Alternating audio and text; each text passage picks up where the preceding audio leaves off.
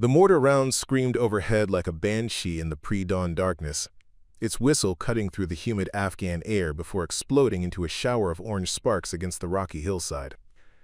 Corporal Elena Vasquez pressed her face deeper into the dirt, tasting sand and cordite as another barrage shook the ground beneath her chest. 200 meters away, behind a crumbling mud brick wall that had stood since before her grandfather was born, Taliban fighters were methodically picking apart her unit with precision that spoke of weeks of planning. "Martinez is down!" the voice cracked across the radio, barely audible over the symphony of automatic weapons fire that had been playing for the past 27 minutes. 27 minutes since what was supposed to be a routine supply convoy had turned into a nightmare of crossfire and confusion. 27 minutes since Staff Sergeant Williams had looked at Elena with those pale gray eyes and said, "Vasquez, you're our only mortar operator left. Can you handle this?" Elena's hands moved with practiced efficiency across the M224 60mm mortar system, her fingers finding each component in the darkness as if she were playing a piano she'd known since childhood. The base plate sat heavy and reassuring beneath her palms, its steel surface still warm from the previous day's desert sun. To her left, Private Danny Chen crouched with ammunition rounds lined up like deadly dominoes, his young face streaked with sweat and desert camouflage paint that had long since smeared into abstract patterns of fear and determination. "Range, 800 meters, Elena whispered into her headset, her voice steady despite the chaos erupting around them. "Deflection 270 mils. Chen, give me HE, charge 3. Chen's hands trembled slightly as he passed her the high-explosive round, the metal cylinder feeling impossibly heavy in the thin mountain air. At 19, he was 3 years younger than Elena, fresh from Iowa cornfields where the loudest sound he'd ever heard was his father's John Deere tractor struggling through muddy furrows each spring. Now he was 8,000 miles from home, watching a 22-year-old woman from East Los Angeles calculate death with the precision of a mathematics professor. The Taliban had chosen their ambush site with cruel intelligence. The convoy route curved through a narrow valley, where ancient trade caravans had once carried silk and spices between empires that had long since crumbled to dust. Now those same rocky walls that had sheltered merchants from sandstorms provided perfect cover for insurgents with RPGs and decades of bitter experience fighting foreign armies. The Marines were trapped in what military strategists politely called a kill box, a stretch of open ground where every rock, every shadow, every breath of wind worked in favor of the enemy. Elena's mind raced through the calculations that had been drilled into her during countless hours at the artillery ranges of Camp Pendleton. Wind speed northeast at 8 knots. Temperature, 72 degrees Fahrenheit. Humidity that made her uniform cling to her skin like a second layer of worry. Each variable mattered. Each number could mean the difference between neutralizing the enemy position and dropping rounds dangerously close to her own Marines, who were pinned down behind a burned-out fuel truck that leaked diesel into the sandy earth like black blood. "Vasquez!"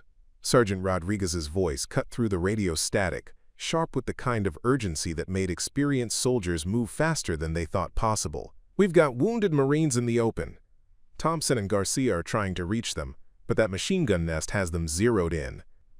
Through her night vision scope, Elena could see the muzzle flashes from the enemy position like deadly fireflies blinking in the darkness. The machine gun fired in controlled bursts, 3-round patterns that spoke of professional training and unlimited ammunition. Each burst sent her fellow Marines scrambling for cover that grew more scarce with every passing minute. The fuel truck that provided their primary shelter was burning now, thick black smoke rising into the star-filled sky like a beacon for every Taliban fighter within 10 miles. Private Chen handed her another round, this time without the tremor in his hands that had marked the first few minutes of the firefight. Combat had a way of either breaking people or forging them into something harder than they'd ever imagined possible. Elena could see in his dark eyes that Chen was choosing the latter, finding courage in the simple act of serving ammunition to someone he trusted to use it wisely. "Fire mission. HE. Proximity fuse." Elena whispered into the radio, her voice carrying the calm authority that had made her the youngest mortar section leader in her battalion. "Target reference point Bravo. Grid 41, RQR 123456789 over." The Fire Direction Center's response crackled back through waves of static, Shot! Out! Elena adjusted the mortar tube with movements so fluid they seemed choreographed, her body remembering the countless repetitions that had built muscle memory stronger than conscious thought. The 60mm mortar was an elegant weapon in its simplicity, a steel tube, a base plate, and a bipod that could deliver precise death across distances that put her beyond the reach of small arms fire. It was technology that hadn't changed fundamentally since World War I, yet in the right hands it remained one of the most effective infantry support weapons ever devised. Preparing and narrating this type of story took us long efforts and hard work, so if you are enjoying the story, please consider subscribing to our channel. The round left the tube with a hollow thump that Elena felt in her chest cavity, the recoil traveling through the base plate and into the rocky ground beneath her knees. Somewhere in the darkness above, the projectile followed its perfect parabolic arc, reaching its apex before beginning the deadly descent that would end in fire and shrapnel. Splash! Over! Came the call from the Fire Direction Center. Elena counted the seconds in her head. 1 Mississippi, 2 Mississippi, before the explosion lit up the enemy position like a flashbulb photograph. The burst illuminated Taliban fighters scrambling for new cover, revealed the machine gun position built into what had once been a shepherd's stone shelter, showed her exactly where she needed to place the next round to silence the weapon that was keeping her Marines pinned down in the killing ground. But something was wrong. Through the dissipating smoke and dust, Elena could see that the machine gun was still firing.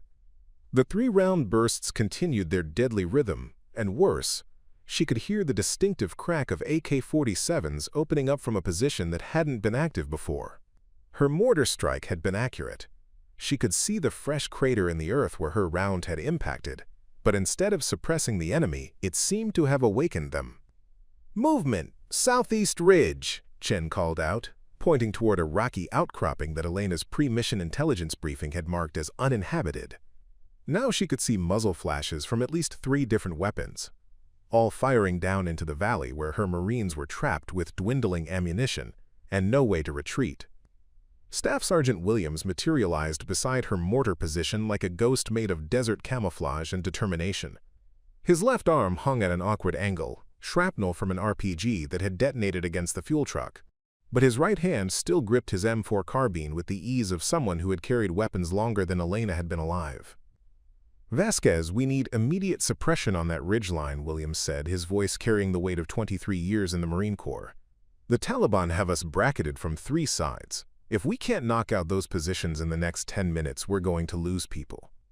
Elena nodded, already adjusting her firing data for the new target. But as she worked, a cold realization began to settle in her stomach like ice water. The Taliban positions were closer to the trapped Marines than she had initially calculated. The margin for error was shrinking with every passing minute, as her fellow Marines were forced to take cover in increasingly exposed positions. "Sir," she said quietly, her voice barely audible over the continuing gunfire, "the danger close calculation puts friendly forces well within the casualty radius. If I miss by even 50 meters... Williams looked at her with those pale gray eyes that had seen combat in 3 different wars. For a moment, the sounds of battle seemed to fade, leaving just the 2 of them crouched beside a weapon that could save their unit or accidentally destroy it. "Corporal Vasquez," he said, using her rank with the formal precision that meant he was trusting her with something that went beyond military protocol. 200 Marines are counting on you to thread this needle. Can you do it?" Elena's hands found the mortar tube again, feeling the warmth of recent firing still radiating from the steel. In the distance, she could hear someone calling for a medic, the voice high and desperate in the thin mountain air. Through her night vision scope, she could see Marines crawling from cover to cover, trying to reach wounded comrades while machine gun fire chewed up the ground around them like invisible claws. The weight of 200 lives settled on her shoulders like a physical burden. Every calculation would have to be perfect. Every adjustment would need to account for variables that could change between the moment she fired and the moment the round impacted. Wind, temperature, humidity, the slight variations in propellant charge that could mean the difference between precision and catastrophe. But there was something else weighing on her mind, something that went beyond the immediate tactical situation. 3 months earlier, during the unit's pre-deployment training, she had overheard a conversation in the chow hall that had burned itself into her memory like a brand. 2 senior NCOs, men she respected, discussing whether women belonged in combat arms units. "It's not about capability," one had said, stirring coffee that had gone cold hours earlier. "It's about the physical reality. When it comes to heavy weapons, when lives are on the line, you need someone who can handle the pressure." Now, crouched in the Afghan darkness with her unit's survival depending on her ability to place mortar rounds with surgical precision, Elena understood that she was facing more than just an enemy position. She was confronting every doubt, every whispered conversation, every assumption about what women could and couldn't do when the bullets started flying. The mortar tube waited for her decision, patient as death itself. Elena Vasquez had never intended to become a warrior. 6 months before she found herself calculating death in the mountains of Afghanistan, she had been working double shifts at her aunt's restaurant in East LA, serving plates of carnitas and listening to mariachi music that reminded her of Sunday dinners at her grandmother's house. The Marine Corps recruiter had found her during her lunch break, sitting alone at a corner table with calculus textbooks spread around her like a fortress of numbers and possibilities. "You're good with math," Staff Sergeant Patricia Gonzalez had said, sliding uninvited into the booth across from Elena. The recruiter was small but carried herself with the kind of confidence that made people step aside on sidewalks. "Advanced calculus, physics, engineering prerequisites. What's your plan after graduation?" Elena had looked up from her differential equations homework, pencil marks smudged across her fingers from hours of problem solving. "Community college first, then transfer to UCLA if I can afford it. Engineering degree. Maybe work for one of the aerospace companies in Long Beach." "Maybe," Gonzalez had repeated, tasting the uncertainty in that single word. "What if I told you the Marines could guarantee your education, give you technical training that aerospace companies pay premium salaries for, and let you serve your country while you figure out exactly what kind of engineer you want to become?" That conversation had led to months of preparation, physical training that left her muscles screaming, classroom instruction that covered everything from military history to weapons maintenance, psychological evaluations that probed her motivations and mental resilience. Elena had excelled at almost everything, but it was her performance on the artillery training courses that had caught her instructors' attention. She possessed what her gunnery sergeant called mathematical intuition, the ability to process complex ballistic calculations quickly and accurately under pressure. While other Marines struggled with range cards and firing tables, Elena absorbed the information like a sponge, understanding instinctively how wind speed affected trajectory, how temperature variations changed propellant performance, how the angle of the mortar tube could compensate for uneven terrain. But understanding the theory was different from applying it in combat. Elena's typical morning in Afghanistan began at 0500 hours with the sound of diesel generators coughing to life in the pre-dawn darkness.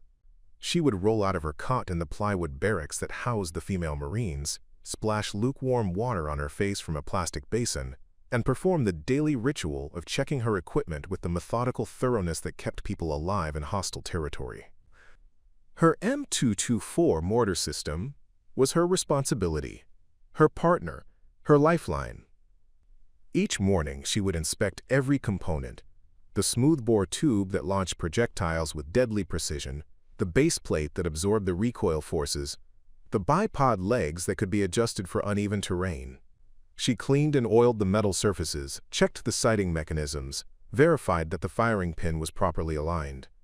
The routine was meditative, almost spiritual.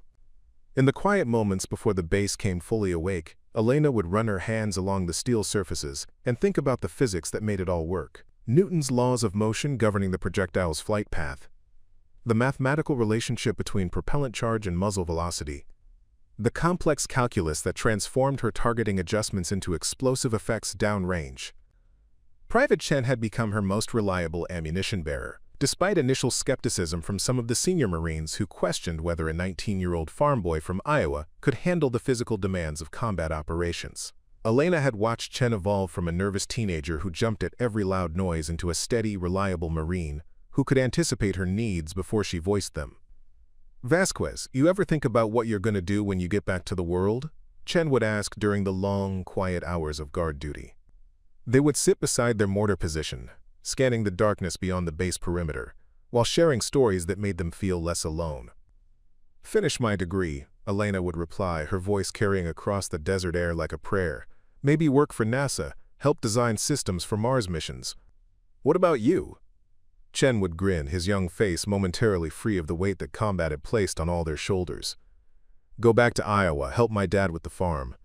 Maybe start a family, raise kids who never have to know what this feels like.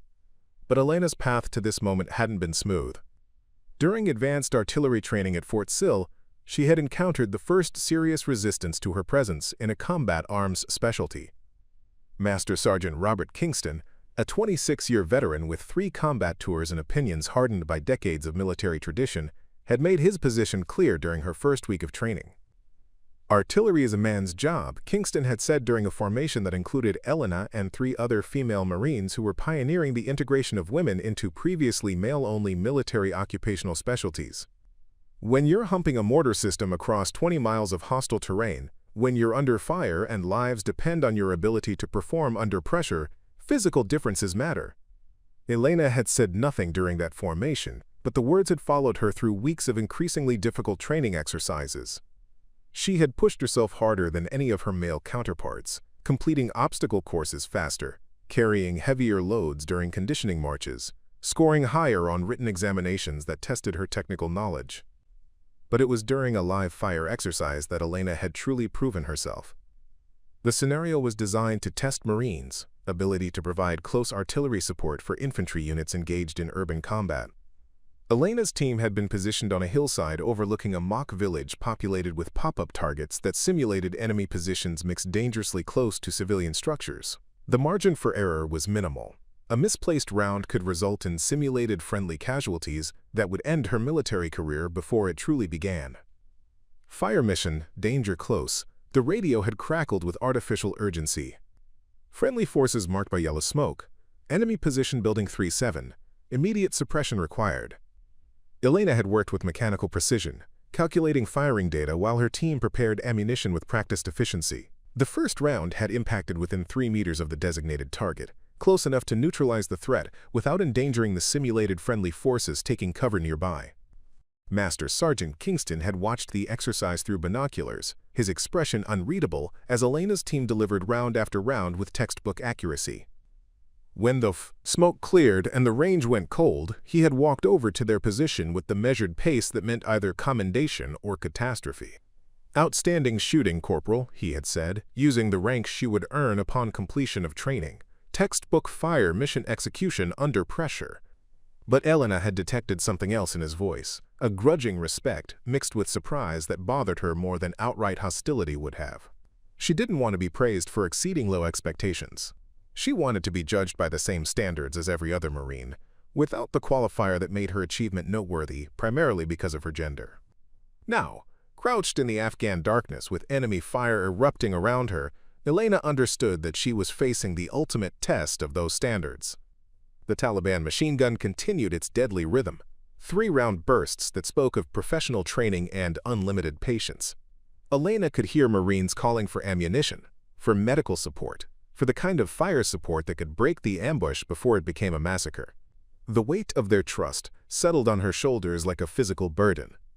"Chen," she whispered, her voice barely audible over the continuing gunfire, "give me Willie Pete, charge 4. We're gonna mark the target first, then follow up with HE." White phosphorus would create a distinctive white smoke signature that would help her confirm range and deflection before she switched to high-explosive rounds. It was a technique she had practiced hundreds of times on training ranges, but never with live ammunition falling around her, never with the lives of 200 Marines depending on her ability to perform under pressure that went beyond anything the training scenarios had prepared her for. Chen passed her the marking round, his hands steady now despite the chaos erupting around them. Elena could see in his eyes the same trust she had observed in every Marine who had worked with her. Confidence in her technical skills, faith in her ability to deliver accurate fire when lives depended on it. But she could also see something else, something that went beyond professional respect. Chen looked at her the same way he looked at Staff Sergeant Williams, the same way he looked at every experienced Marine who had proven themselves in combat. He didn't see her as a woman trying to do a man's job. He saw her as his team leader, his partner, his lifeline, in a situation where gender mattered less than competence. The mortar tube waited for her next decision, patient as death itself. Elena's hands moved across the weapon system with practiced efficiency, making minute adjustments based on calculations that flowed through her mind like water. Wind speed had shifted slightly, now northeast at 10 knots. The temperature was dropping as dawn approached, which would affect the propellant burn rate. The angle of the tube needed to be adjusted 2 mils to compensate for the slight slope of the ground beneath her position.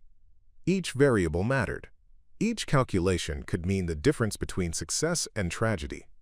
In her mind, Elena could hear the voices of every instructor who had trained her, every Marine who had questioned whether she belonged in this role, every person who had expressed doubt about women in combat arms. But she could also hear other voices. Her grandmother telling stories about Mexican revolutionaries who had fought beside men as equals, her mother working 18-hour days to keep the family restaurant running, Staff Sergeant Gonzalez explaining that the Marines needed people who could think under pressure.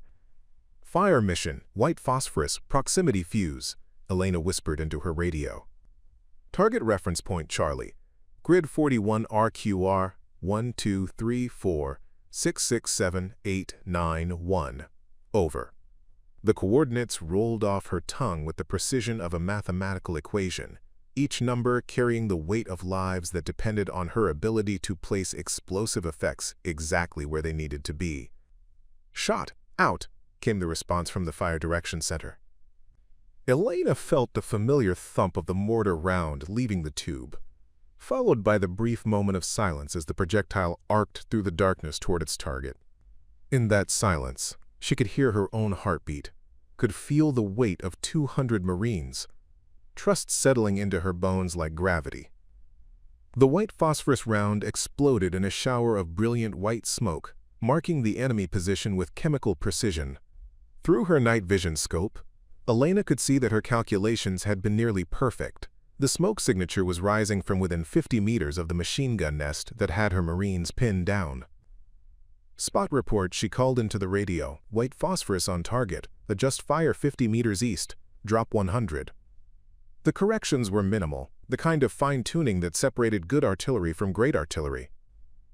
Elena was threading a needle in the darkness, placing explosive effects close enough to enemy positions to be effective, far enough from friendly forces to be safe. But as she prepared the high-explosive round that would silence the machine gun forever, Elena realized that this moment represented something larger than tactical success. She was proving that competence had no gender, that courage came in many forms, that the ability to perform under pressure was a human quality rather than a male one. The mortar tube waited for her next round, ready to deliver precision death at her command. The white phosphorus smoke drifted across the rocky terrain like ghostly fingers, marking Elena's target with chemical precision that glowed pale green through her night vision optics. But as she prepared to fire the high-explosive round that would silence the machine gun nest, the tactical situation began to deteriorate, with the kind of cascading failures that turned routine missions into desperate survival scenarios. "Contact left! Contact left!" the voice screamed across the radio with the high pitch of panic barely controlled by training. "We've got movement in the wadi, at least squad-size element moving to flank our position." Elena swung her night vision scope toward the dry riverbed that carved a serpentine path through the valley floor. Through the green-tinted darkness, she could see dark figures moving with the fluid coordination of experienced fighters. Taliban insurgents who had used the pre-dawn darkness to maneuver into positions that would cut off any possibility of retreat. Staff Sergeant Williams materialized beside her mortar position, his wounded arm now secured in an improvised sling made from parachute cord and medical tape. Even injured, he moved with the controlled urgency that marked professional soldiers under fire. "Vasquez, we've got a problem," he said, his voice cutting through the symphony of automatic weapons fire that continued to echo off the valley walls. Intel was wrong about enemy strength. "We're not facing a harassment patrol. This is a coordinated ambush with at least company-sized forces positioned on 3 sides of our perimeter."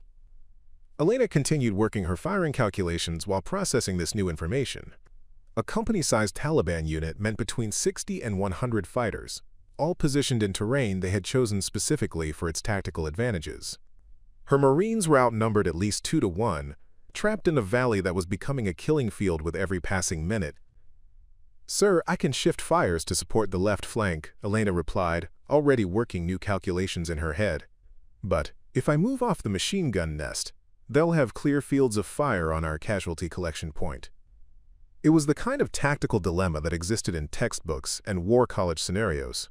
where every decision carried life-and-death consequences, and there were no perfect solutions. Elena could support one threatened position, but only by leaving another vulnerable to enemy fire. Through the continuing chaos, she could hear voices calling for ammunition, for medical support, for the kind of heavy weapon support that could break an ambush before it became a massacre. Marines who had been laughing and telling stories 12 hours earlier were now fighting for their lives in terrain that offered limited cover and no easy escape routes. Thompson, Garcia, status report. Williams barked into his radio, trying to maintain command and control over a tactical situation that was spiraling beyond anyone's ability to manage. The response came back fragmented by static and the distinctive crack of Alaska 47 rounds passing close to radio antennas. Pinned down behind the fuel truck, Martinez needs immediate medevac, running low on ammunition. Elena could see the burning fuel truck through her night vision scope, a pillar of black smoke rising into the star-filled sky like a beacon for every Taliban fighter within 20 miles. Marines were using the vehicle as cover, but the diesel fuel was creating a secondary hazard that could kill friendly forces as easily as enemy bullets. Private Chen crouched beside their ammunition stockpile, his young face streaked with sweat and desert camouflage that had long since smeared into abstract patterns of fear and determination. At 19, he was facing his first serious combat engagement, watching events unfold that would either forge him into a seasoned Marine or break something inside him that could never be repaired. "Vasquez," Chen whispered, his voice barely audible over the continuing gunfire. "I can see movement on the south ridge. Looks like they're setting up a mortar position of their own." Elena swung her scope toward the rocky outcropping that dominated the southern approach to their valley. Through the green-tinted darkness, she could make out figures moving with the purposeful efficiency of soldiers preparing indirect fire weapons. If the Taliban succeeded in establishing their own mortar position, her Marines would be caught in a crossfire that would make their current situation look manageable by comparison. Fire mission, high explosive, immediate suppression. Elena called into her radio, her voice carrying the calm authority that had made her the youngest section leader in her battalion. Target reference point Delta, grid 41 RQR 1234767892, Taliban mortar position. Over. But even as she worked the firing calculations, Elena could hear the sound that every infantry Marine learned to fear, the distinctive whistle of incoming mortar rounds, growing louder with each passing second. The Taliban mortar team had beaten her to the punch, launching their first salvo while she was still adjusting her fire control data. "Incoming! Incoming! Take cover!" The warning screamed across every radio frequency as Marines dove for whatever protection they could find in terrain that offered precious little shelter from indirect fire. The Taliban rounds impacted in a string of explosions that walked across the valley floor like the footsteps of an angry giant. Shrapnel whined through the air with the sound of deadly metal insects, striking rocks and equipment with sharp impacts that punctuated the continuous background noise of small arms fire. Elena pressed herself against the rocky ground beside her mortar position, feeling the earth shake with each explosion as the Taliban rounds crept closer to her location. Through her night vision scope, she could see Marines scrambling for new cover positions, their movements illuminated by the orange flashes of high explosive detonations. "Chen, you okay?" she called out, her voice competing with the ringing in her ears from the nearby explosions. I'm good.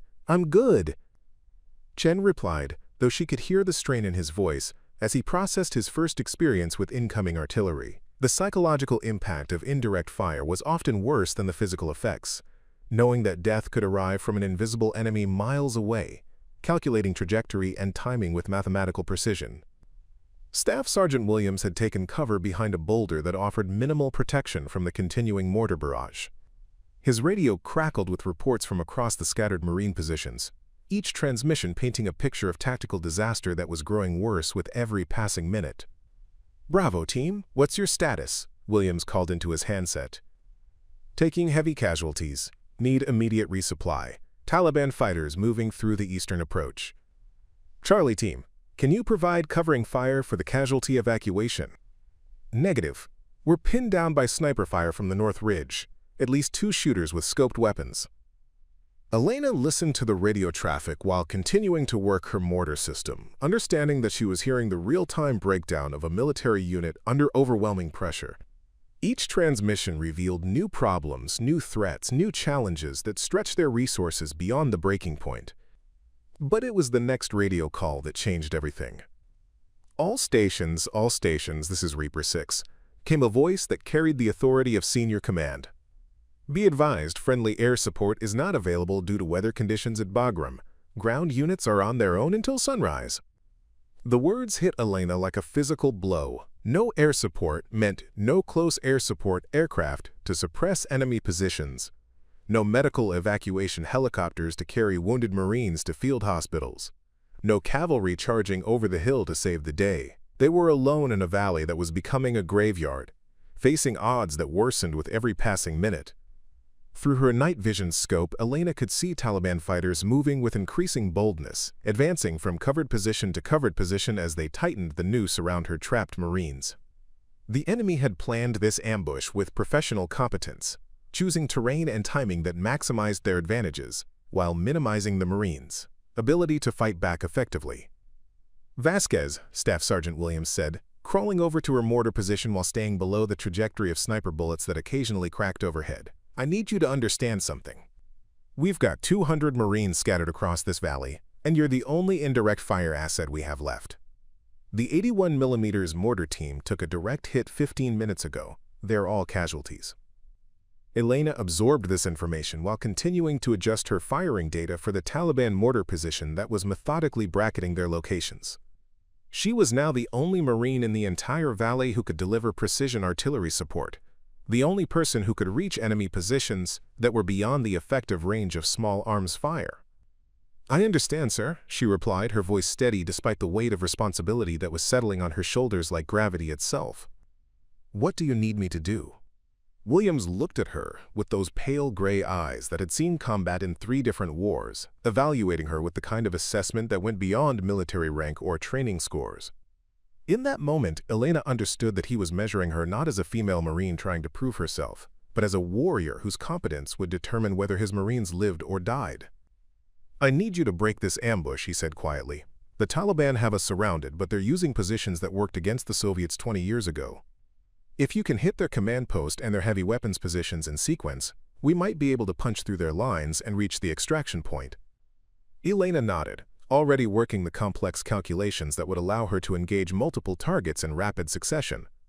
It would require her to shift fires across the entire valley, engaging enemy positions that ranged from 600 to 1,200 meters from her location.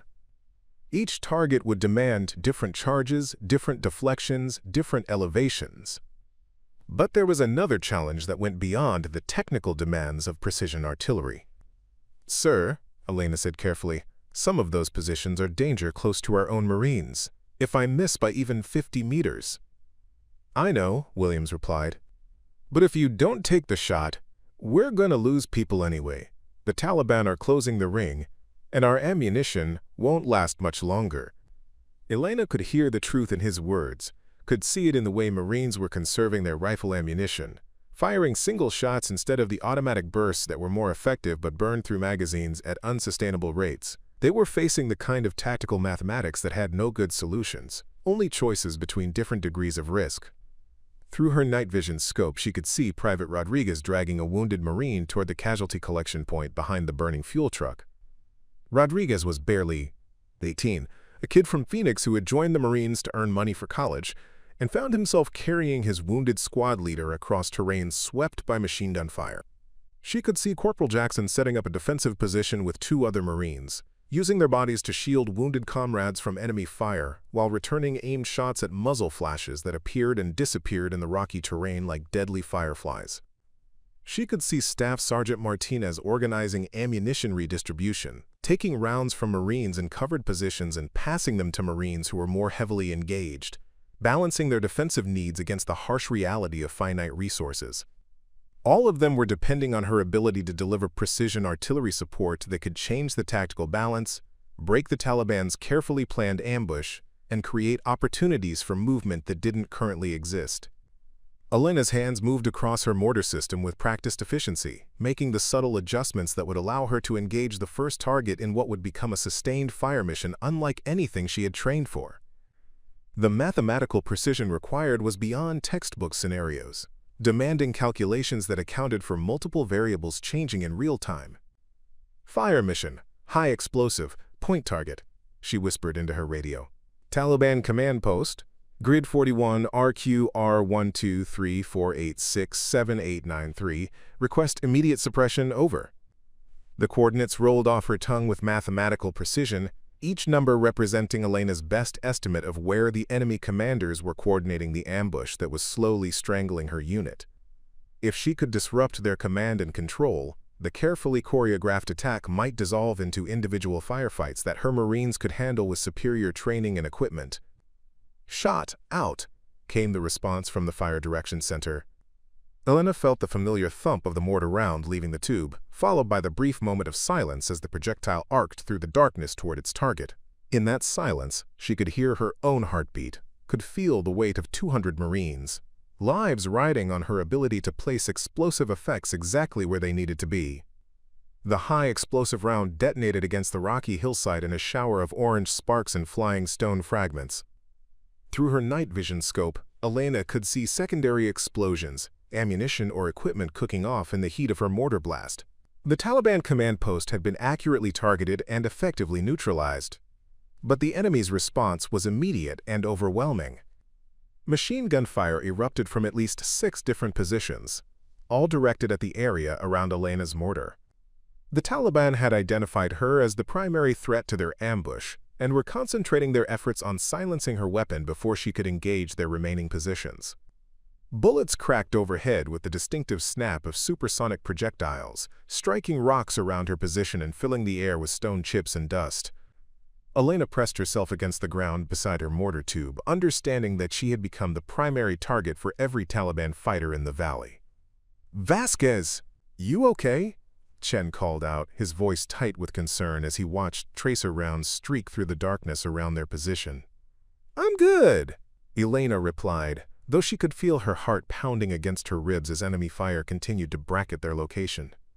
"Keep the ammunition coming! We're just getting started." But as she prepared to engage the next target, Elena realized that the Taliban's focused attention represented both a threat and an opportunity. By drawing enemy fire onto her position, she was providing other Marines with opportunities to move, to reposition, to gain tactical advantages that hadn't existed before. The mortar tube waited for her next round, ready to deliver precision death at her command. The Taliban's concentrated fire on Elena's position created an unintended consequence that would shift the entire tactical balance of the engagement. As machine guns and rifle fire focused on her mortar team, other Marines found themselves with precious seconds of reduced pressure, moments they used to reorganize, redistribute ammunition, and begin the counterattack that would turn the tide of battle. Staff Sergeant Williams recognized the opportunity immediately. Through 23 years of military service, he had developed the instinct that separated good leaders from great ones, the ability to see tactical possibilities in the midst of chaos and act on them before the moment passed. All call signs, Williams transmitted across the command net, his voice cutting through the radio static with crisp authority. Corporal Vasquez has drawn enemy attention to grid 12,349. Use this opportunity to consolidate positions and prepare for coordinated counterattack on my command. Elena continued working her mortar system while bullets cracked overhead, calculating firing solutions with mechanical precision, despite the knowledge that every Taliban fighter in the valley was trying to kill her. The mathematical beauty of ballistics provided a strange comfort in the chaos, angles and velocities that obeyed immutable physical laws, regardless of the human drama playing out around them. "Fire mission, high explosive, area target." She called into her radio, her voice steady despite the supersonic projectiles whistling past her position. "Taliban heavy weapons position, grid 41 RQR12350678894, request immediate suppression, over." Private Chen crouched beside their ammunition stockpile, passing rounds with mechanical efficiency while staying below the trajectory of machine gun fire that was chewing up the rocky ground around their position. His transformation from nervous farm boy to combat Marine was complete now, forged in the crucible of direct enemy fire. "Willie Pete or he?" Chen asked, his voice calm, despite the deadly metal storm erupting around them. "HE, charge 4, Elena replied, making minute adjustments to her mortar tube while enemy bullets struck rocks within arm's reach of her position. "We need to knock out that machine gun before they walk their fire onto our exact position." The high explosive round left the tube with the familiar thump that Elena felt in her chest cavity, followed by the brief moment of silence as the projectile arced through the pre-dawn darkness. During that flight time, she could hear individual voices calling out across the scattered Marine positions, situation reports, ammunition requests, casualty updates that painted a picture of a unit fighting for survival against overwhelming odds. The explosion lit up the Taliban heavy weapons position like a photographer's flashbulb, revealing details that had been hidden in the darkness. Elena could see the machine gun nest built into what had once been a shepherd's stone shelter, could count at least 4 enemy fighters working the weapon system with professional efficiency. But her round had impacted 30 meters short of the target. Preparing and narrating this type of story took us long efforts and hard work. So if you are enjoying the story, please consider subscribing to our channel. Spot report: Elena called into her radio, already working the corrections that would put her next round on target. Short 30 meters, adjust fire, add 30, fire for effect. It was then that she heard the voice that would change everything, a transmission that cut through the tactical radio traffic with the authority of someone who had been watching the engagement unfold from a perspective that none of the Marines on the ground possessed. Reaper 6, this is Overwatch, came the call from what Elena recognized as a drone operator somewhere thousands of miles away, watching their battle through high-definition cameras that could read license plates from 20,000 feet. "Be advised, we have eyes on your position and can confirm Corporal Vasquez's fire missions are having significant tactical effect." Elena continued working her firing calculations while processing this information. Somewhere above the chaos of their ground engagement, unmanned aircraft were circling like electronic angels, recording every movement, every explosion, every act of courage or cowardice that would be preserved in high-definition video for analysis and evaluation.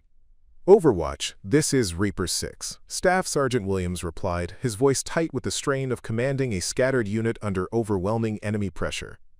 "Can you provide battle damage assessment on recent mortar strikes?" "Confirmed kills on Taliban command element, grid 12,348, the drone operator replied with clinical precision. "Secondary explosions indicate ammunition stockpile destruction.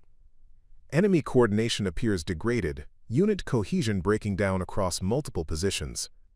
Elena felt a surge of professional satisfaction, mixed with grim awareness of what those sanitized terms actually meant. Her mortar rounds weren't just impacting coordinates on a map. They were killing human beings, destroying families, ending stories that had begun in villages she would never see. The mathematics of death were precise and impersonal, but the reality was written in blood and shattered lives. "Fire mission high explosive proximity fuse," Elena called into her radio, targeting the machine gun position that continued to rake Marine positions with deadly accuracy. "Grid 41, RQR 123506789 add 30, fire for effect over." The corrected round impacted directly on target, the proximity fuse detonating the warhead 3 meters above the enemy position to maximize casualty effects. The machine gun fell silent immediately, its deadly rhythm replaced by the screams of wounded Taliban fighters who had learned too late that American artillery could reach them anywhere in the valley. But Elena's success had attracted unwanted attention from an unexpected source. "Reaper 6, this is Overwatch." The drone operator's voice carried a new urgency that made every Marine on the ground pay attention. "Be advised, we're tracking approximately 40 Taliban reinforcements moving toward your position from the north. Estimated time of arrival, 15 minutes. The tactical mathematics were becoming impossible. Even if Elena could neutralize the remaining Taliban positions in the valley, fresh enemy forces would arrive before her Marines could extract to safety. They were facing the kind of tactical scenario that military historians would study for decades, a situation where victory and defeat balanced on the edge of decisions made by junior leaders under extreme pressure.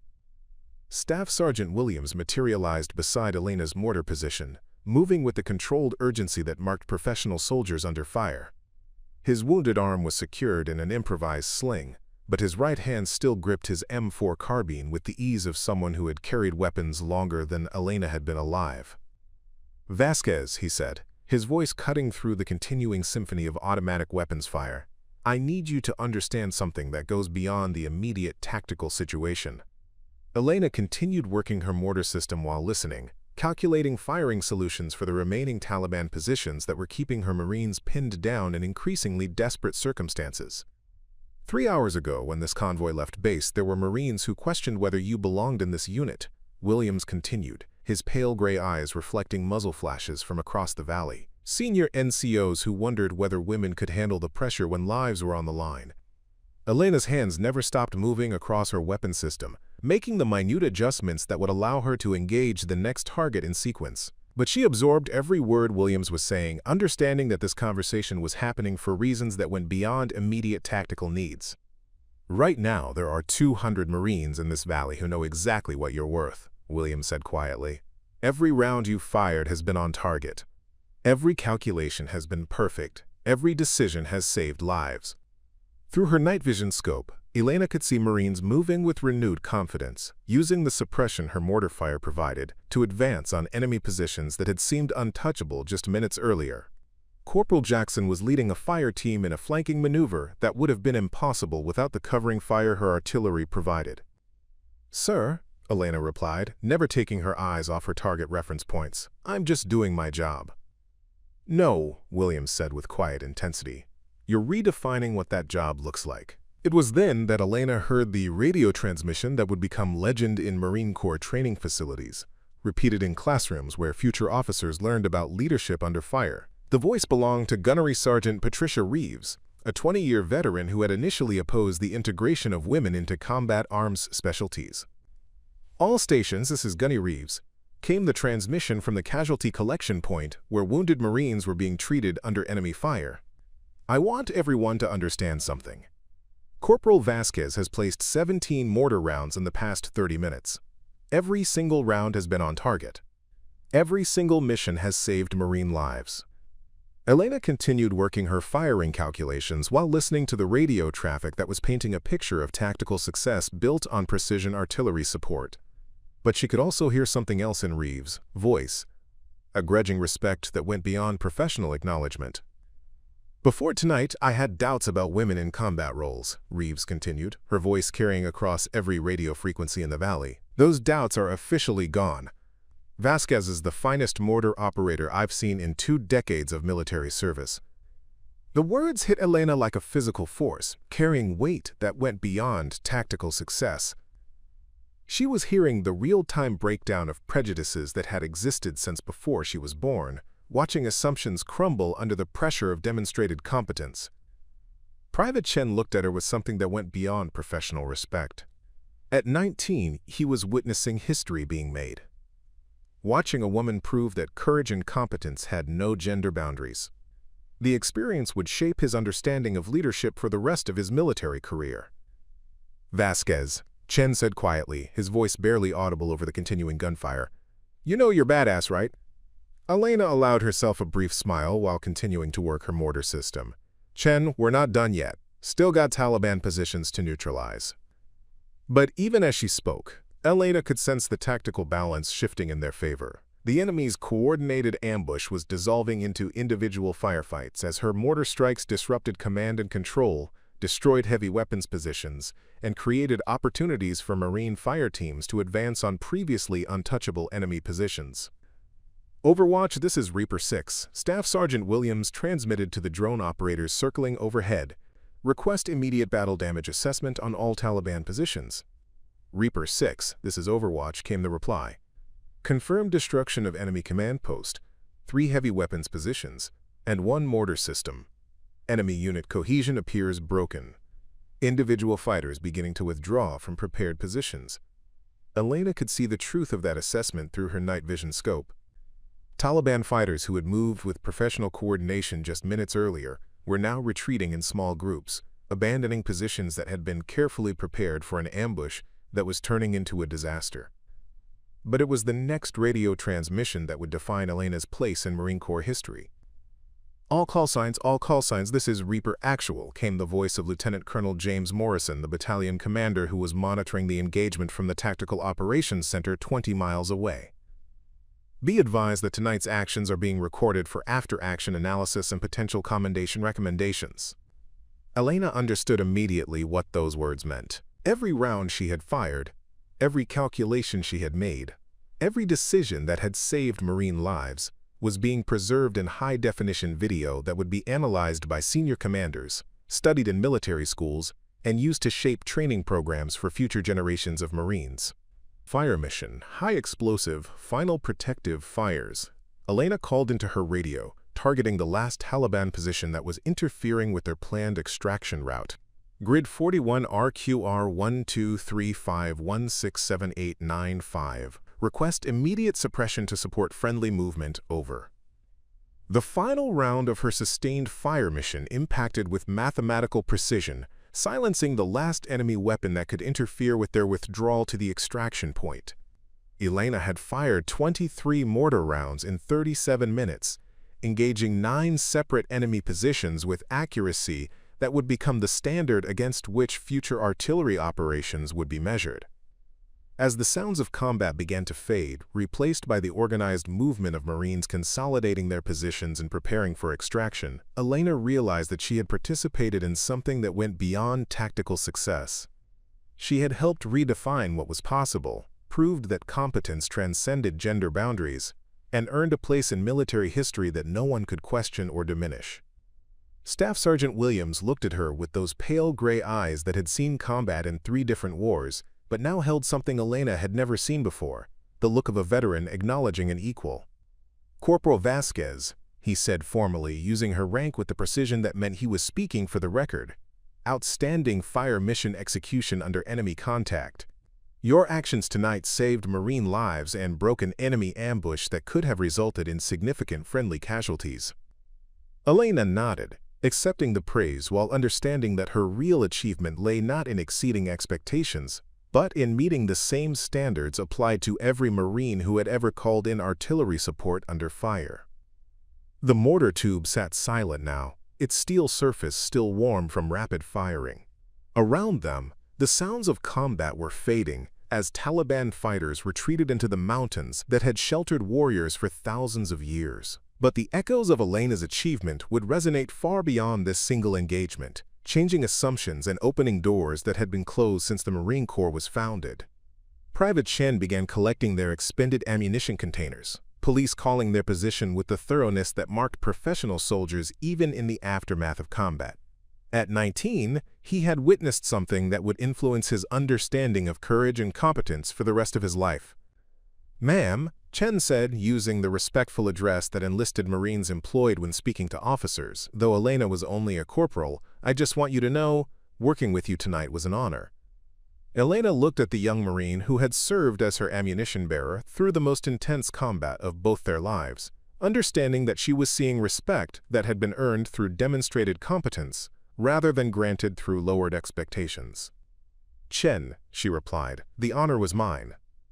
6 months after the ambush in the Afghan valley that would become known as the Battle of Qadir Ridge, Elena Vasquez found herself standing in front of a mirror in the women's barracks at Marine Corps Base Quantico, adjusting the ribbons on her dress blue uniform for a ceremony she had never imagined attending.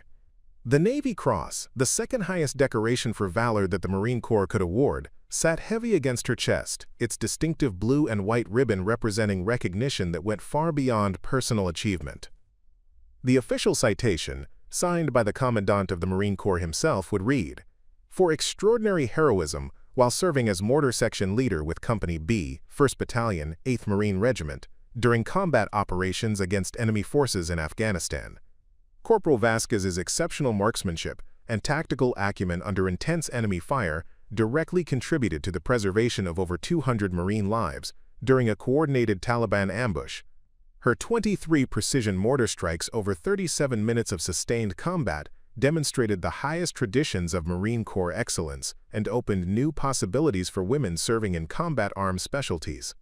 But Elena understood that the real significance of that night went far beyond the medal ceremony that would take place in 2 hours. The months following the Battle of Qadir Ridge had brought changes that rippled through the Marine Corps like waves from a stone dropped in still water. Elena's performance had been documented in high-definition video captured by overhead surveillance aircraft. creating an undeniable record of competence that had silenced the most persistent critics of women in combat roles. Private Chen, now Corporal Chen, had been promoted ahead of his peers and selected for advanced artillery training that would prepare him for leadership roles in future deployments. The young man who had handed her ammunition rounds during the most intense moments of the firefight had been transformed by the experience, carrying with him an understanding of courage that transcended gender boundaries. "You ready for this dog and pony show?" asked Captain Sarah Mitchell, Elena's new company commander, who had arrived at Quantico the previous month to oversee the integration of the first female Marines into previously male-only artillery units. Elena adjusted her uniform one final time, checking that every ribbon, every insignia, every detail met the exacting standards that would be scrutinized by senior Marine Corps leadership and media representatives who would document this historic ceremony. "As ready as I'll ever be, ma'am," Elena replied, though she could feel her heart racing with the kind of nervous energy that had nothing to do with enemy fire and everything to do with the weight of representing something larger than herself. Captain Mitchell, a 15-year veteran who had fought for years to open combat arms specialties to women, understood the significance of this moment better than most. Elena's success hadn't just proven individual competence, it had validated the arguments and advocacy efforts of countless women who had pushed for equal opportunities in military service. "Vasquez," Mitchell said quietly, "I want you to understand something. There are young women across this country who will choose military service because of what you accomplished that night. Your actions opened doors that had been closed for over 200 years. Elena nodded, accepting the weight of that responsibility while understanding that she had never sought to become a symbol or a pioneer. She had simply wanted to serve her country, to use her mathematical talents in service of something larger than herself, to prove that she belonged among the Marines who had earned her respect and admiration. The ceremony itself would be attended by senior Marine Corps leadership, members of Congress who had championed military integration, and journalists who would document this milestone in American military history. But Elena's thoughts kept returning to the Marines who had shared that desperate night in the Afghan mountains, the men who had trusted her competence when their lives hung in the balance. Staff Sergeant Williams, promoted to gunnery sergeant in recognition of his leadership during the ambush, had recovered from his wounds and was now serving as an instructor at the Marine Corps Tactics and Operations Group. He would be attending the ceremony, representing the generation of Marines who had overcome their initial skepticism to embrace the reality of women's contributions to combat operations. Gunnery Sergeant Reeves, the 20-year veteran whose radio transmission had acknowledged Elena's competence during the heat of battle, had been selected to present the Navy Cross during the ceremony. The woman who had initially opposed gender integration in combat arms had become one of its strongest advocates, using Elena's performance as an example of why military effectiveness should be the only criterion for assignment to combat specialties. But the most significant changes had occurred in the attitudes and assumptions that had shaped military culture for generations. The artillery school at Fort Sill had modified its training programs to incorporate lessons learned from Elena's performance during the Battle of Qadir Ridge. Her tactical decision-making process, her mathematical approach to complex firing solutions, and her ability to perform under extreme pressure had become case studies that would influence artillery training for decades to come. Military colleges across the country had added Elena's story to their curricula, using her experience to teach future officers about leadership, competence, and the importance of judging people by their abilities rather than their demographics. The Battle of Qadir Ridge had become a textbook example of how individual excellence could challenge institutional assumptions and create positive organizational change. More importantly, the Marine Corps had quietly begun tracking the performance of women in combat arms specialties, compiling data that showed Elena's success was not an anomaly, but part of a broader pattern of competence that had been overlooked for too long. Lieutenant Colonel Morrison, the battalion commander who had monitored Elena's engagement from the Tactical Operations Center, had been promoted to colonel and assigned to the Pentagon, where he was working on policy changes that would expand opportunities for women throughout the Marine Corps. His after-action report on the Battle of Qadir Ridge had become required reading for senior military leaders across all service branches. The changes weren't limited to military institutions. Elena's story had resonated with young women across the country who were considering careers in science, technology, engineering, and mathematics. Her mathematical approach to artillery operations had demonstrated that technical competence could open doors in traditionally male-dominated fields, inspiring a generation of women to pursue careers they might never have considered possible. Elena's family had watched her transformation from restaurant worker to military hero with a mixture of pride and amazement. Her grandmother, the woman who had told stories about Mexican revolutionaries who fought beside men as equals, had lived to see her granddaughter prove that courage and competence had no gender boundaries. Her mother had framed newspaper articles about the ceremony, creating a display in the restaurant that attracted customers who wanted to meet the family of the Marine who had challenged military tradition and won. The community that had watched Elena grow up now celebrated her as proof that their neighborhood could produce heroes who served their country with distinction. But Elena's most meaningful recognition had come from an unexpected source. 3 weeks after the Battle of Qadir Ridge, she had received a handwritten letter from a 12-year-old girl in Phoenix who had read about the engagement in her school newspaper.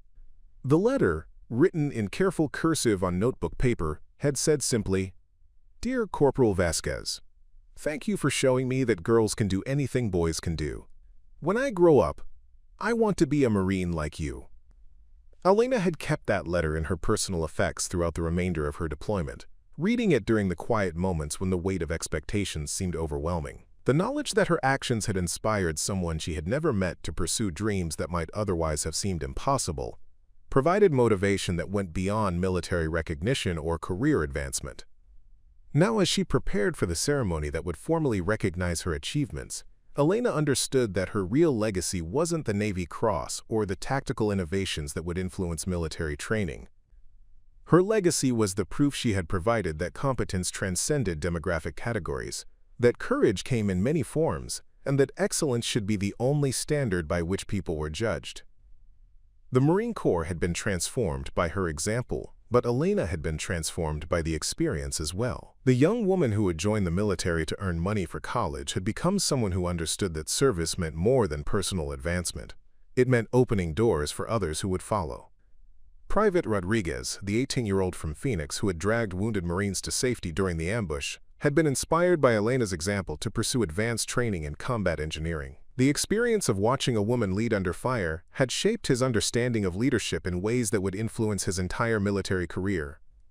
Corporal Jackson, who had led a fire team in flanking maneuvers made possible by Elena's suppressive fires, had requested assignment to artillery units where he could work with the increasing numbers of women who were entering combat specialties. His combat experience had taught him that competence mattered more than gender, a lesson he carried forward as he advanced through the Marine Corps hierarchy. Even the Taliban fighters who had survived the Battle of Qadir Ridge had contributed to Elena's legacy in unexpected ways. Intelligence reports indicated that her accurate mortar fire had forced changes in enemy tactics, requiring Taliban commanders to develop new approaches to ambush operations that accounted for the precision artillery support that American units could provide. The ceremony would last 2 hours, featuring speeches from senior military leaders, members of Congress, and advocates who had worked for decades to expand opportunities for women in military service. But Elena knew that the real ceremony had taken place in the Afghan mountains, witnessed by Marines who had learned that courage and competence had no gender boundaries. As she walked toward the ceremony venue, Elena could see Marines from across the Corps who had come to witness this historic moment. Some were women who had fought for the opportunity to serve in combat specialties. Others were men who had initially opposed gender integration, but had been convinced by demonstrated competence.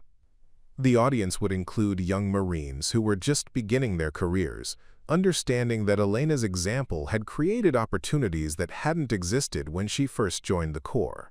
They would serve in a military that judged people by their abilities rather than their demographics, thanks in part to the proof she had provided during 37 minutes of combat that had changed everything. Staff Sergeant Williams stood among the assembled Marines, his uniform displaying ribbons that told the story of a career spent in service to his country. When he saw Elena approaching, he straightened to attention with the precision that marked professional soldiers, offering the kind of respect that was earned through shared combat rather than granted through ceremony. "Corporal Vasquez," he said formally, though his pale gray eyes reflected warmth that went beyond military protocol, "it's an honor to serve with you." Elena returned his salute with equal precision, understanding that they were acknowledging more than military rank. They were recognizing a partnership forged in combat, tested under fire, and proven through success that had saved lives and changed assumptions. The ceremony would make history, but Elena's real achievement had already been accomplished in the mountains of Afghanistan, where she had proven that excellence transcended every boundary except competence itself. 5 years later, Major Elena Vasquez stood at the podium of the Marine Corps University, looking out at an auditorium filled with future officers who would lead the Corps into a new era of warfare. Her uniform now displayed the gold oak leaves of field-grade rank, earned through demonstrated leadership in 2 additional combat deployments, and a master's degree in aerospace engineering completed during off-duty hours that stretched well into countless nights. The lecture she was about to deliver had become legendary among Marine Corps professional military education courses. Precision fires in complex terrain, lessons from Qadir Ridge. But Elena understood that her audience wasn't really here to learn about artillery tactics. They were here to understand how individual excellence could transform institutional culture. "Ladies and gentlemen," Elena began, her voice carrying the quiet authority that came from leading Marines in combat. 5 years ago, I was a corporal with a mathematics degree, trying to prove that I belonged in an artillery unit.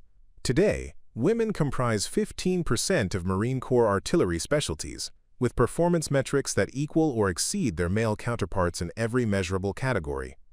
The statistics told a story of transformation that went far beyond Elena's individual achievements. The Marine Corps had tracked the performance of women in combat arms specialties with scientific rigor, compiling data that had silenced the last critics of gender integration in military service. In the front row sat Lieutenant Colonel Chen, the former farm boy from Iowa, who had served as Elena's ammunition bearer during the Battle of Qadir Ridge. Now commanding his own artillery battalion, Chen had become a living example of how combat experience could shape leaders who judged people by competence rather than demographics. "The night of the Qadir Ridge engagement," Elena continued, "I fired 23 mortar rounds in 37 minutes, engaging 9 separate enemy positions with precision that saved Marine lives and broke a coordinated Taliban ambush. Those are the facts that appear in the after-action reports and tactical analyses." She paused, looking out at young faces that represented the future of American military leadership, men and women who would serve in a corps that had been fundamentally changed by the proof that competence transcended every boundary except excellence itself. "But the real story of that night isn't about artillery tactics or gender integration," Elena said quietly. "It's about Marines who trusted each other when lives were on the line, who judged their teammates by their abilities rather than their assumptions, who proved that courage comes in many forms but always demands the same standard of excellence." 10 years later, Colonel Elena Vasquez walked through the corridors of the Pentagon, her footsteps echoing off marble floors that had witnessed the planning of military operations across 6 decades of American conflicts. As the Director of Artillery Development for the Marine Corps, she was responsible for weapons systems that would equip Marines for conflicts that hadn't yet been imagined. Her office walls displayed photographs from a career that had taken her from the mountains of Afghanistan to the staff colleges where future generals learned their craft. The images told the story of institutional transformation, women serving in every combat specialty, leading Marines in operations across the globe, proving through performance that excellence knew no demographic boundaries. The phone call that would define the next phase of her career came on a Tuesday morning in March, while Elena was reviewing technical specifications for next-generation mortar systems that incorporated artificial intelligence to enhance precision and reduce the mathematical burden on operators in combat. Colonel Vasquez came the voice of General Patricia Hernandez, the first female Marine Corps commandant, whose own career had been shaped by the doors that Alam's generation had opened through demonstrated competence. "I have an assignment for you that goes beyond artillery development."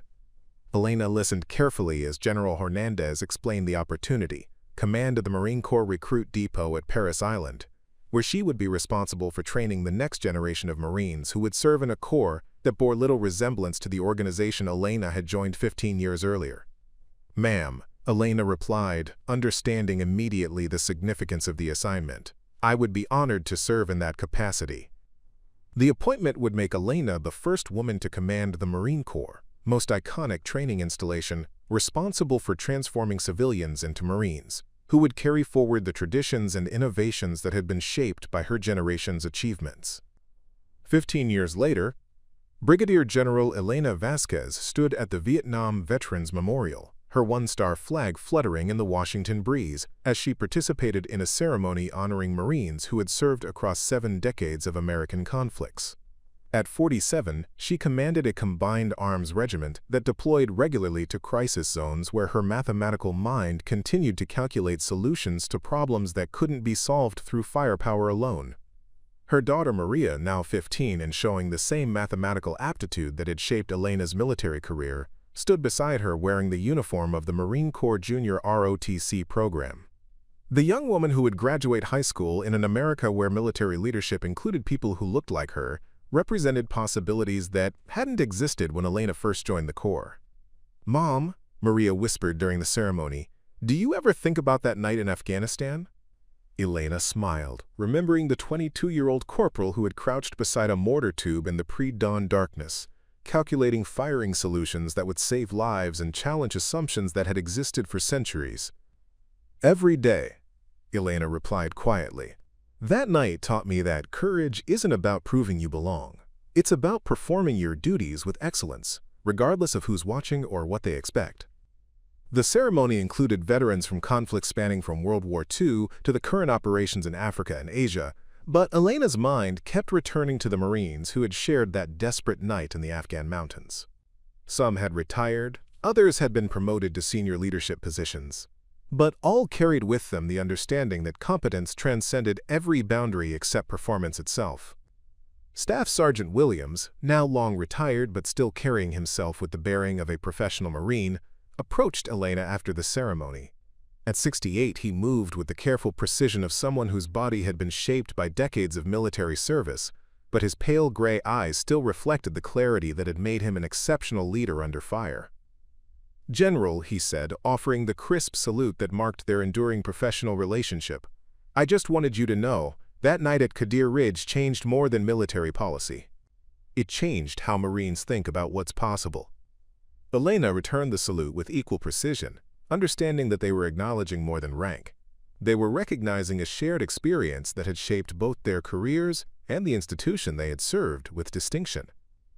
20 years later, Lieutenant General Elena Vasquez stood in the Rose Garden of the White House, waiting to be sworn in as the first female commandant of the Marine Corps. At 52, she had commanded Marines in combat, led training installations that produced the next generation of warriors, and developed weapons systems that would equip the Corps for conflicts that were only beginning to emerge. President Jennifer Martinez, herself a former Marine officer whose career had been shaped by the doors that Elena's generation had opened, would administer the oath that would make Elena responsible for an institution that had been fundamentally transformed by the proof that excellence transcended demographic boundaries. "Elena," the president said privately before the ceremony began, "when I was a lieutenant, I read about the Battle of Qadir Ridge in my professional military education courses. Your example showed me that Marine leadership could include people who looked like us." Elena nodded, understanding that her individual achievements had contributed to changes that went far beyond military service. The young women who now served as Marines, as officers, as leaders in every specialty, did so in an institution that judged them by their performance rather than their demographics. The oath she would take was the same one sworn by every Marine Corps commandant since the position was established, but Elena understood that her appointment represented the culmination of institutional change that had been decades in the making. The Corps she would lead included Marines from every background, serving in every specialty, united by standards of excellence that applied equally to everyone who earned the right to be called Marine. 25 years later, retired General Elena Vasquez sat in her study, working on the memoir that would complete her contribution to military history. The book, tentatively titled Precision Under Fire: A Marine's Journey from Artillery to Leadership, would join the growing library of works that documented the transformation of American military culture. At 57, Elena had completed a career that spanned 4 decades of service, from the mountains of Afghanistan to the highest levels of military leadership. But her most meaningful achievement remained that night at Qadir Ridge, when she had proven through performance that competence transcended every assumption about what was possible. The phone rang, interrupting her writing with a call from Maria, now Colonel Maria Vasquez. Commanding her own artillery battalion in operations that Elena couldn't discuss but understood, were shaped by lessons learned during her own generation's conflicts.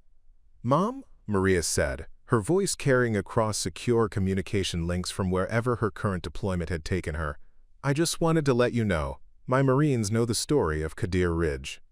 They understand that their opportunities exist because you proved what was possible."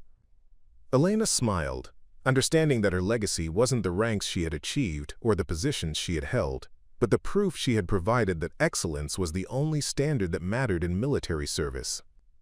The memoir would tell the complete story, from the restaurant in East LA, where a Marine recruiter had recognized mathematical talent, to the Pentagon, where she had shaped policy that would influence military service for generations. But the heart of the story would always be those 37 minutes in the Afghan mountains, when a young corporal had calculated firing solutions that saved lives and changed assumptions about what Marines could accomplish.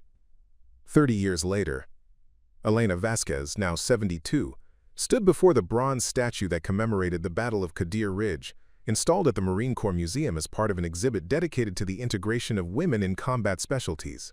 The sculpture depicted a young Marine crouched beside a mortar tube, her hands working firing calculations while bullets cracked overhead. The inscription reads simply, "Courage has no gender, excellence recognizes no boundaries, honor demands only the highest standards of service." Around the statue, school groups listened as volunteer docents, many of them Marines who had served during the integration period, explained how individual achievement could transform institutional culture. The children, growing up in an America where military leadership included people from every background, struggled to understand why Elena's achievements had once been considered groundbreaking. "Why was it special that she was a woman?" asked a 10-year-old girl whose own grandmother had served as a Marine Corps pilot. The docent, a retired colonel who had served under Elena's command, smiled at the question that represented everything her generation had accomplished. "It wasn't special because she was a woman," he explained patiently. "It was special because she proved that being a woman didn't matter. Only being excellent mattered."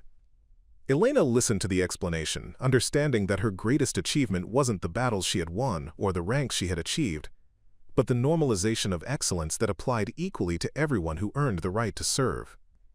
The museum exhibit included artifacts from her career, the mortar sight she had used during the Battle of Qadir Ridge, the Navy Cross that recognized her valor, photographs from deployments that had taken her across the globe in service of her country. But the most meaningful display was a collection of letters from young people whose career choices had been influenced by her example. "Dear General Vasquez," read one letter from a recent Naval Academy graduate. "I chose to serve as a Marine officer because your story showed me that excellence was the only standard that mattered. Thank you for proving what was possible." Elena read each letter carefully, understanding that her legacy lived not in the history books or military museums, but in the choices made by young people who understood that service meant more than personal achievement. It meant opening doors for others who would follow. As the afternoon sun slanted through the museum windows, casting long shadows across the exhibits that told the story of Marine Corps evolution, Elena reflected on the journey that had brought her from a restaurant in East LA to this moment of quiet recognition. The mathematics that had first attracted her to artillery had taught her that every action created reactions, that individual choices could cascade through systems in ways that transformed everything they touched. Ego. The Battle of Qadir Ridge had lasted 37 minutes, but its effects had rippled through decades of institutional change. The young corporal who had calculated firing solutions in the pre-dawn darkness could never have imagined that her actions would influence military policy, inspire career choices, and prove that competence transcended every boundary except excellence itself. A group of young Marines, visiting the museum during their professional military education, stopped before Elena's statue. Their uniforms displayed ribbons from deployments to conflicts she had helped shape through her service in senior leadership positions. But their youth reminded her that the Corps would continue evolving long after her generation had passed the torch to new leaders. "Ma'am," said a young sergeant who recognized Elena despite the decades that had passed since her retirement, "I just wanted to thank you. My daughter wants to be a Marine artillery officer, because she knows it's possible now." Elena smiled, understanding that this young Marine's daughter would serve in a Corps that judged her only by her performance, her competence, her dedication to the standards that applied equally to everyone who earned the title Marine. The little girl would never know a military that questioned whether women belonged in combat specialties, because Elena's generation had settled that question through demonstrated excellence. "Sergeant," Elena replied, "tell your daughter that the only standard that matters is the one she sets for herself. If she's excellent, everything else will take care of itself." As the museum prepared to close for the evening, Elena walked slowly through the exhibits that chronicled Marine Corps history, from the beaches of Tripoli to the mountains of Afghanistan. Each display represented the service and sacrifice of Marines who had earned their place in history through actions that transcended their individual circumstances. But Elena's thoughts kept returning to that night at Qadir Ridge, to the Marines who had trusted her competence when their lives hung in the balance, to the mathematical precision that had saved lives and challenged assumptions that had existed for centuries.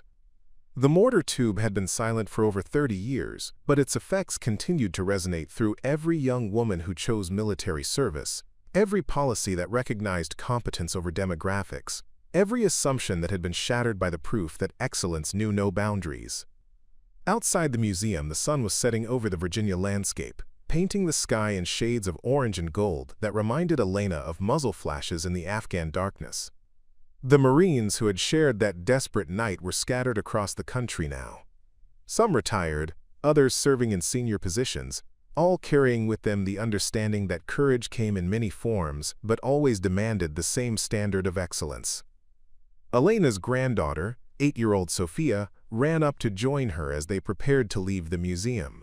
The little girl wore a Junior Marine Corps t-shirt and carried herself with the confidence of someone who had never been told that any career was beyond her reach.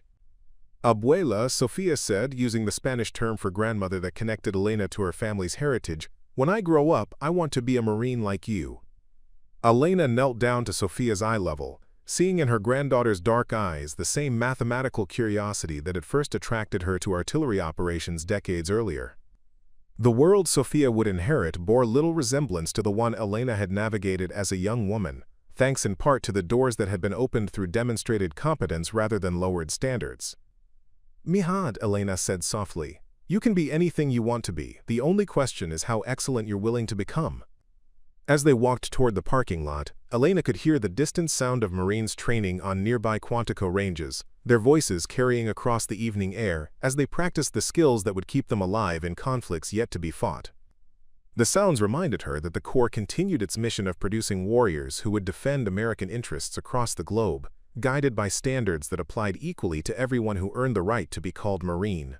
The legacy of Qadir Ridge lived in every woman who served in combat specialties, every assumption that had been challenged by demonstrated competence, every young person who understood that excellence was the only standard that mattered in military service. Elena's individual achievement had become part of something larger, institutional change that had transformed American military culture and opened possibilities that would influence generations of service members.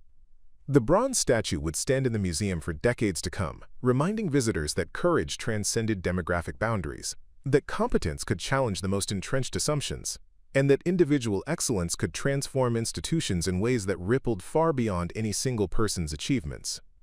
But the real monument to Elena's legacy wasn't made of bronze or granite. It was written in the career choices of young women who served without questioning whether they belonged, in the policies that recognized performance over demographics, in the understanding that excellence was the only standard worthy of the Marine Corps.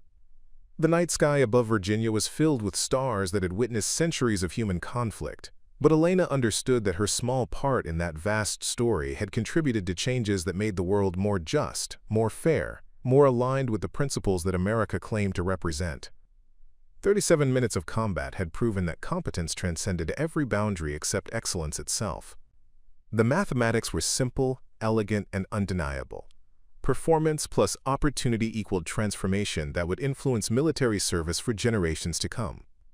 As Elena drove home through the Virginia countryside, her granddaughter sleeping peacefully in the passenger seat, she reflected on the journey that had brought her from a young woman with mathematical talent to a place in military history that no one could question or diminish. The path had been marked by challenges, opportunities, and the understanding that individual excellence could contribute to institutional change in ways that rippled far beyond any single person's achievements.